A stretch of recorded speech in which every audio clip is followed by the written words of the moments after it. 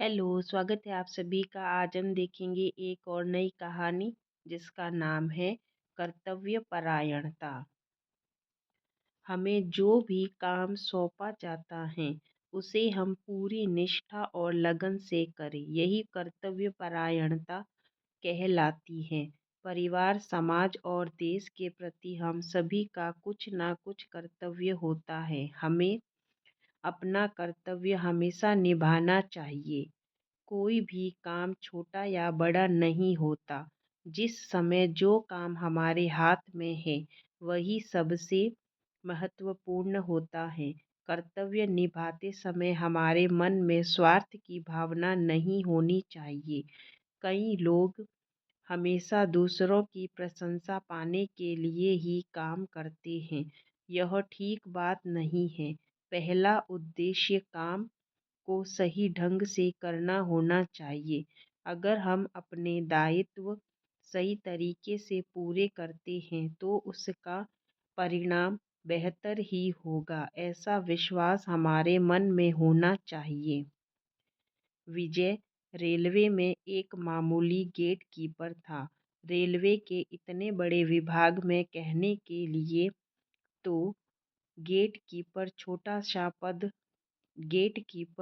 सा पद था, मगर विजय जानता था कि अगर वह अपने काम में थोड़ी सी भी लापरवाही या चूक कर देगा तो हजारों लोगों की जान संकट में पड़ सकती है और भयंकर दुर्घटना हो सकती है। यही कारण था कि वह अपना काम पूरी ईमानदारी से किया करता था। उसकी ड्यूटी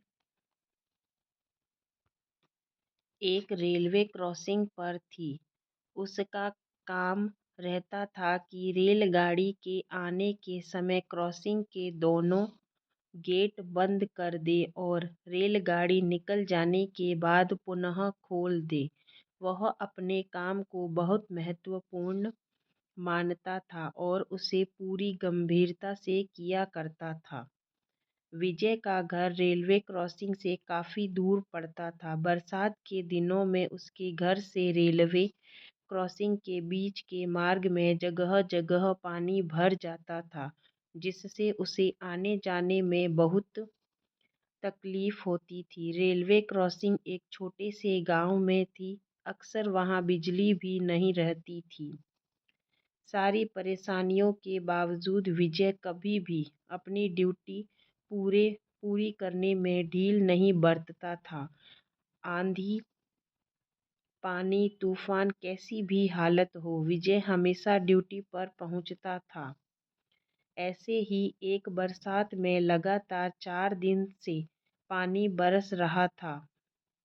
बारिश में भी विजय अपना काम करता रहा, पर अब वह चिंतित हो रहा था। पास में ही एक छोटा सा बांध था। बांध बहुत पुराना था और बहुत मजबूत नहीं रह गया था। ऊपर से बारिश इतनी ज़्यादा हो रही थी, विजय को चिंता हुई कि कहीं बांध टूट ना जाए। अपने अधिकारियों को तत्काल सूचना देने की उसके पास कोई व्यवस्था भी नहीं थी। उस रात विजय बेचैनी से करवट बदलता रहा। काफ़ी देर बाद उसे नींद आई। उसे सोए कुछ ही देर हुई थी कि उसे बड़े जोर की आवाज़ सुनाई दी। विजय समझ गया कि बांध टूट गया है और रेलवे लाइन पर पानी भरने वाला है। अंधेरे में ही वह अपने पड़ोसी मदन को लेकर क्रॉसिंग पर पहुंचा। उसकी आशंका सही थी। बांध का पानी रेलवे लाइनों पर कई जगह पर भर चुका था। गांव तो कुछ ऊंचाई पर होने से सुरक्षित था, मगर थोड़ी ही देर में एक रेलगाड़ी आने वाली थी। जैसे जैसे भी हो रेलगाड़ी को रोकना ही होगा, यह विचार उसके मन में आया। मदन को लेकर वह उस तरफ बढ़ा जहाँ तक रेलवे लाइन ठीक थी। वे सावधानहीन थे वे साधनहीन थे। उनके पास एक लालटेन और छड़ी के अलावा कुछ नहीं था। सोचते सोचते समय हो गया और रेलगाड़ी के आने की आवाज़ सुनाई पड़ी। विजय का दिमाग तेजी से दौड़ा। उसने अपनी और मदन की कमीजें लेकर लालटेन के तेल से भिगोई और छड़ी के सिरे पर बांधकर मशाल जैसी बना दी और उसमें आग लगा दी। उधर रेलगाड़ी पास आ ही रही थी। विजय मशाल लेकर अपने सिर की लाल पगड़ी हाथ में लेकर रेलगाड़ी की ओर भागा। वह पगड़ी हिला हिलाकर ड्राइवर से रुकने का इशारा कर रहा था। पहले तो ड्राइवर की नज़र उस पर नहीं पड़ी। एकाएक उसकी नज़र विजय पर पड़ी, जो मशाल लिए लाल कपड़ा लहरा रहा था। खतरा समझ उसने तुरंत ब्रेक लगाया। थोड़ा खिसकने के बाद रेलगाड़ी रुक गई। विजय ने ड्राइवर को सारी बात बताई।